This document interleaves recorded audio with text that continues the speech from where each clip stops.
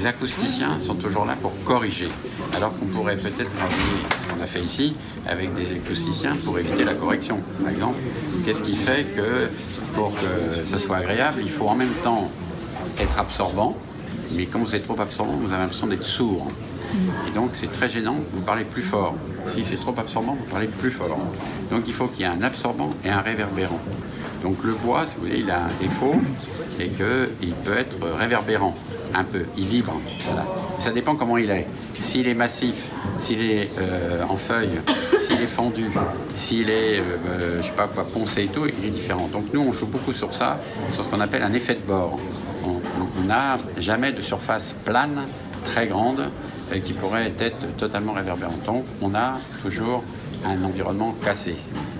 Après, il faut que derrière le réverbérant, vous ayez un absorbant. C'est ce qu'on disait tout à l'heure sur le sol, là. Je ne sais plus avec qui je disais.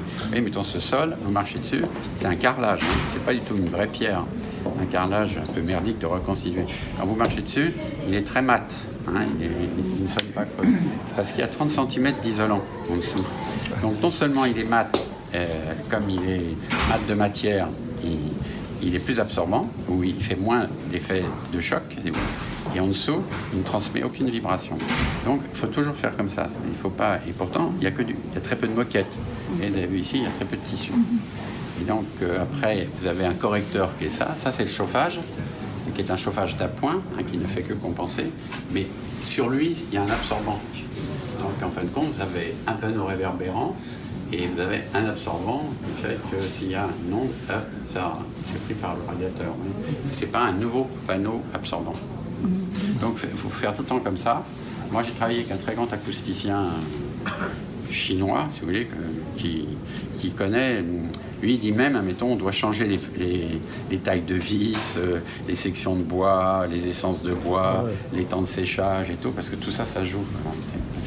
Quelquefois vous avez des sols absorbants, puis après vous les couvrez avec des plateaux de bureau qui sont réverbérants. C'est pour ça que c'est très bizarre. Vous faites des salles de concert, les gens ils calculent. Entre l'hiver et l'été, la salle n'est pas la même parce que vous n'avez pas les mêmes vêtements. Vous avez des vêtements plus absorbants l'hiver que l'été. Vous avez des pullovers ou de la laine et tout. Comme ça. Alors du coup, ici c'est assez drôle. Au début, les gens parlaient plus fort. Et lentement s'installe le niveau moyen général. Il y a un son aussi. Les gens parlent plus fort au téléphone. Et vous avez vu, c'est en même temps, on est isolé sans l'être. C'est pour ça que c'est un peu des fois chiant de visiter. On crée une perturbation. Mais on a quand même une alcôve.